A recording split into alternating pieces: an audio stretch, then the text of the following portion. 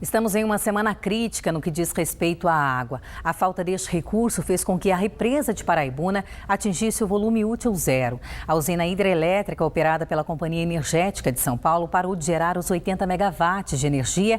Isso não compromete o sistema, segundo o operador nacional que gere o serviço no país.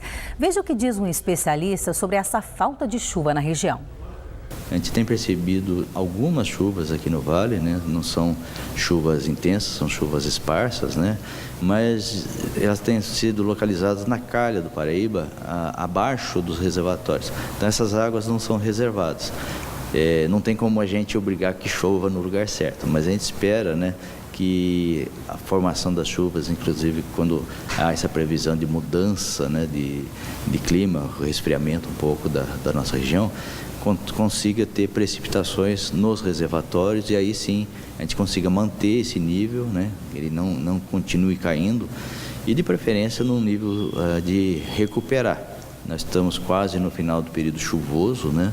O período chuvoso encerra agora em março e até hoje nós não tivemos nenhuma chuva significativa que pelo menos mantivesse, estabilizasse, né, o nível dos reservatórios. Estão declinando a cada dia. É uma situação caótica, por isso a gente conversa mais sobre esse assunto com o especialista em recursos hídricos aqui no estúdio, o Wilson Cabral. Wilson, obrigada pela sua presença aqui no Band Cidade. Obrigado pela oportunidade. Bom, a capacidade do volume morto é de 2 trilhões de litros de água, estou correta nessa informação? Isso abastece por quanto tempo? Bom, vamos lá. Quando a gente fala de volume útil e volume morto, estamos falando de dados, informações para geração de energia elétrica, né? Então, o volume útil, quando é o volume que tem de água para passar pelas turbinas e gerar energia. Quando ele acaba, você tem que fechar, praticamente não tem água passando pelas turbinas, né? Você mantém um fluxo muito pequeno de água que vai alimentar o rio, né? Esse volume morto do Paraibuna é muito grande, ele não é maior que o do Cantareira, por exemplo. Então, em termos de abastecimento de água, para quem se abastece do reservatório de Paraibuna, ainda não é uma situação de caos. A situação de caos virá quando esse volume morto começar a deplecionar, o volume de Santa Branca também atingir o morto e começar a deplecionar, e aí você vai ter uma quantidade muito pequena de água vertendo para o rio, e todas as cidades que se abastecem do Rio Paraíba do Sul, ao longo desse trecho, começam a sentir esse problema mais adiante. Bom, Wilson, a gente pediu participação de telespectadores, agradeço, que foram inúmeras as perguntas enviadas à nossa produção. O Ronaldo Dias de Aparecida, ele quer saber se a utilização de água do volume morto vai comprometer a qualidade da água e também, principalmente, se, de repente, a água vai ficar mais cara. Bom, vamos lá, o volume morto, ele só chama volume morto porque ele não é útil para a geração de energia. Mas é uma água que está ali. O fundo do reservatório, bem no fundo, ele deve ter uma quantidade de sedimentos que pode comprometer um pouco a utilização. Mas, em tese, a utilização primária desse volume morto não é necessariamente ruim, quer dizer, você não vai ter água de pior qualidade necessariamente. Sim. À medida que vai baixando mais o nível, essa qualidade tende a piorar. Isso implica em maior custo do tratamento, né? Não significa que você não pode usar, mas certamente implicará em maior custo de tratamento. Vai ficar mais caro. Vai ficar mais caro. Só mais uma participação da Tati de Oliveira, aqui de Taubaté. Ela disse assim, quando o volume morto chegar ao fim, o que acontece? Bom, esse é o grande problema. Aí você vai deixar de drenar água ao rio e é quando o rio vai começar a baixar o nível. A gente não vê o Paraíba do Sul baixando o nível porque ele está regularizado por esses 2 reservatórios, Paraibuna e Santa Branca.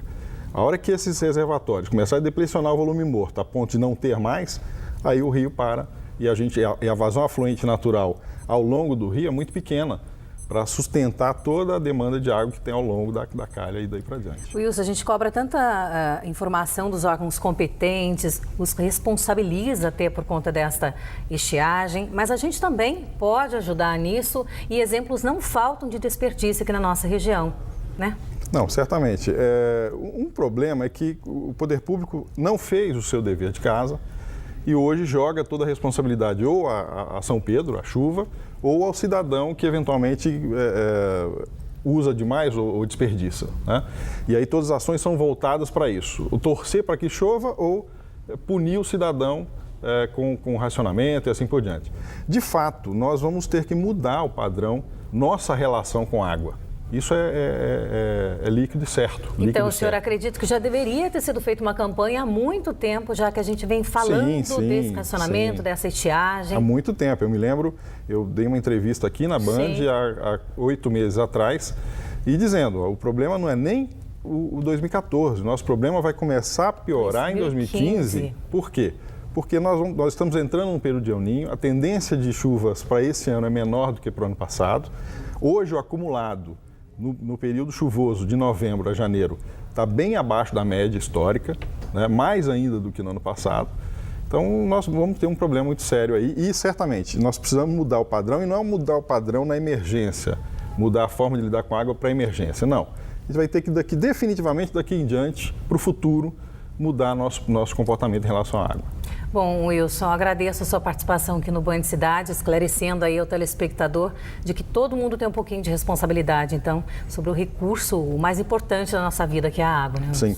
Eu queria só fazer pontuar uma coisa, a questão do órgão público, o DAE, né, que é o Departamento de Águas e Energia Elétrica, e que não tá fazendo, ele está mal equipado e não tem conseguido dar vazão, por exemplo, a uma série de ações que a sociedade vem tomando, furar poço artesiano, é um exemplo. Então tem vários sendo perfurados, sem nenhum registro, sem nenhum acompanhamento, e nós daqui a pouco vamos acabar com o nosso estoque de água subterrânea. Sim. Né? Wilson, muito obrigada mais uma vez aqui pela sua presença no Band Cidade. Uma boa tarde para você, um bom trabalho. Boa tarde a todos.